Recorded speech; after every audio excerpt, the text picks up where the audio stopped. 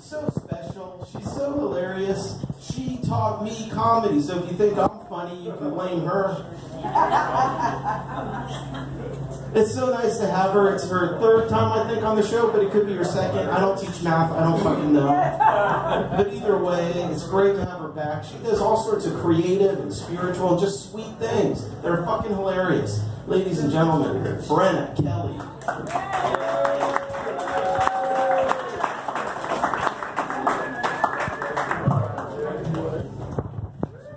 Oh, come on, give it up for the mommy.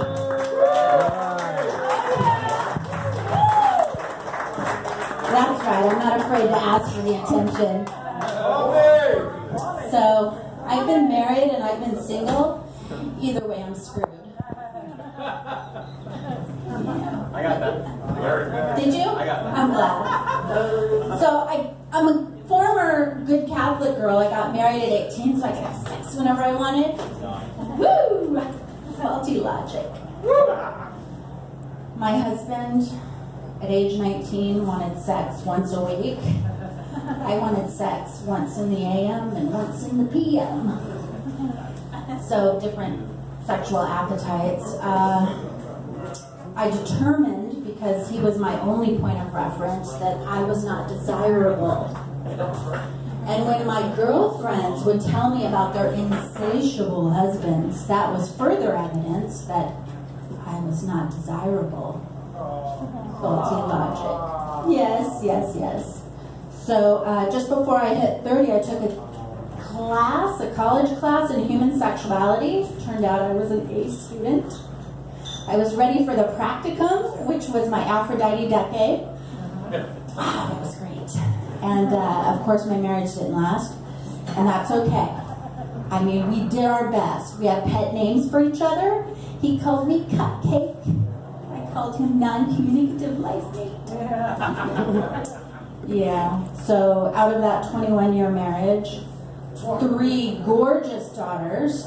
Yeah. Thank you. Anyone raise daughters? It's a trip. Is it not a trip? I mean, it kind of like speeds up the aging process, you know? My hands gnarled and that screw on my back. She's got a child, look away! That was really great for my self-esteem, so yeah. Freshly divorced, my first lover was a Buddhist actor, alcoholic, fellow comedian. Woo! Let me tell you about this guy. He looked like a mean motherfucker. And in his dating profile, he said, I like leather. Well, I was a tad naive. I thought that was a fashion choice.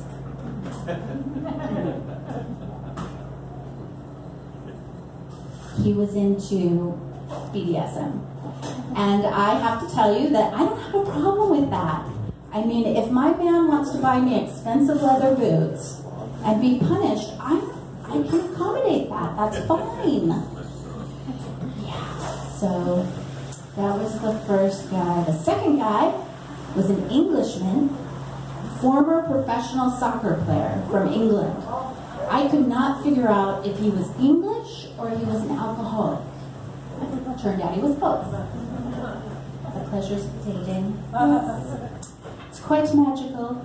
I had no idea that I would be, shall we say, unmarried for 14 years. That it would take 14 years to find the one. But ladies and gentlemen, I have found the one. It's quite exciting, actually.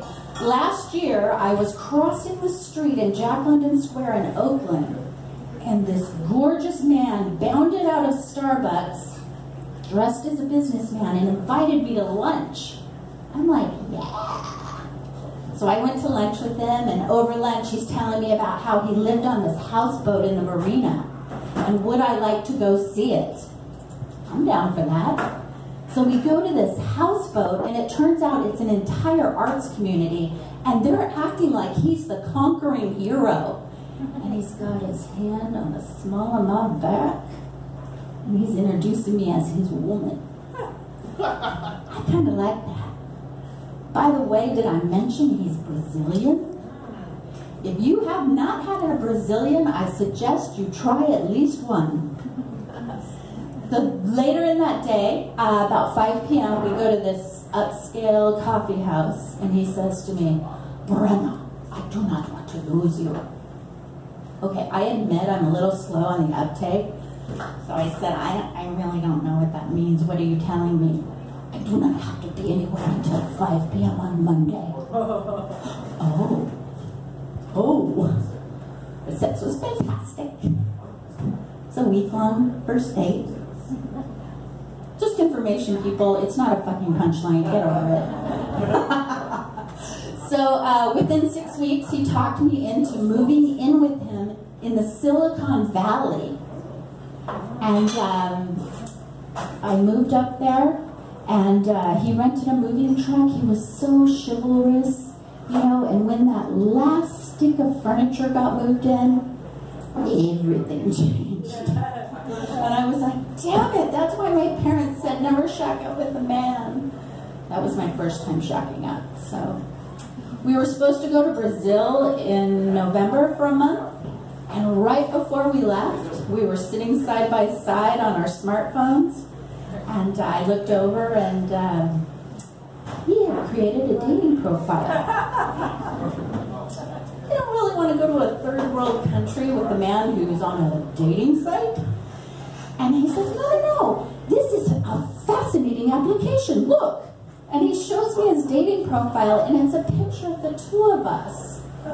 Great, now people think we're looking for a third. No. So I didn't go to Brazil, and I really thought it was over. And let me say this, the only 2 men that I brought to this show, Daniel laughed at your porno joke. Ladies and gentlemen, my Brazilians.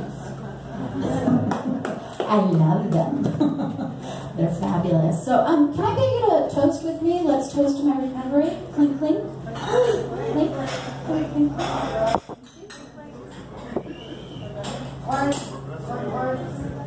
Thank you for your sincerity. It touches my heart. I'm in recovery from the short haircut. Hey, yeah, I know. So, yeah. If you're not happy in your relationship, ladies, please do not touch the hair. A little styling tip. Curly hair doesn't spike. I wasn't going for the pubic look, but I got it. Yeah, growing out of a bad haircut is like bad sex. You just do not want it. I guess I'm speaking to the ladies, because we know the men will take anything. Yeah, I'd grow out of the mullet phase. Viva la mullet! Montana forever. Yeah, so, I realized I needed to go into recovery when I couldn't remember my kids' names. I was like, ponytail girl, yes, you. Get yourself in the kitchen, make mommy a martini. Thank you, dear. So, I have to say, being back on the stand-up comedy stage in a fine venue like this with delicious Swiss mushroom burgers. I love it here. Does this place not rock? Did you guys eat here? Yeah. Yummy. Have a Swiss mushroom burger. And Driggs, oh my God, do you have any idea what a Renaissance man Driggs is? Not only does he produce this fine monthly comedy show, but he is also a teacher of our children, a lawyer, and an author. Ladies and gentlemen, you can buy his book right over here.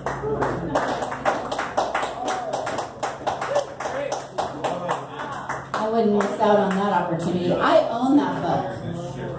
I bought it early on. I did. Yes. So I'm going to close with this. This is not my big closer. I'm moving towards my big closer, but it's kind of like the right before the big closer. How many people watch HBO? Yeah. Oh my God. A tip. Have you, Jennifer, have you watched I'm Dying Up Here? Oh my God, I love that show. You know that's Mitzi Shore. Have you worked at the Comedy Store? Yeah. It is so like full circle to see the behind the scenes comedy show bit. So, I gotta ask you guys, I have a really, really direct therapist, okay? And he tells me that if you took a room and you said, everyone who doesn't feel loved, stand over here, and everyone who feels like what they do isn't good enough, stand over here, he told me that it would be all women on this side and all men on this side. Do you guys agree with that? No. No? Do you feel loved, or do you feel like what you do isn't good enough? Love? Woo! That's awesome. How many happily married people here? I love Mr. and Mrs. Driggs. I totally love them. How many happily single people here? Nice! Okay, I totally ID'd the happily married people and the happily single people. Now I'm curious. How many bitter, baggage-laden old sods here? Awesome. That's awesome. Okay, so I'm going to close with this. Being Catholic, you know, the whole repression thing. Yeah, it's true. How many people grew up on Sigmund and the Sea Monsters? Batman and Robin? Yeah, Batman and Robin, all that tying up. Can't get loose, Catwoman. It gave me a funny feeling in my belly. I feel really good about closing on that. So, Driggs, before you take the stage, these fine people, it's back to school night. Who feels like they need a little something something for back to school night? Gentlemen with the fine hat, the fine sassy chapeau. You're an educator? Yeah. Yes. Do you want to tell me your favorite animal, or would you like me to guess? I'll let you guess. Give me a hint. Is it black and white or pink spotted? It's a pink spot.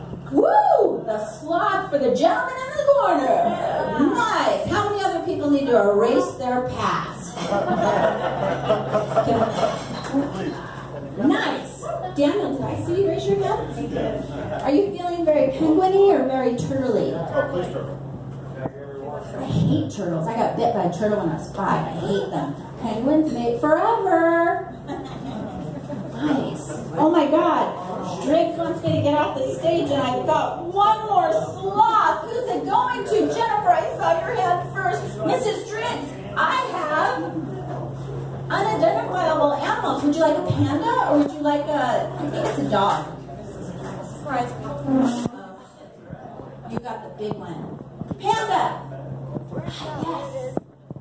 Ladies and gentlemen, have yourselves a fabulous evening, and I suggest you order the Swiss mushroom burger. Thank you, and good night.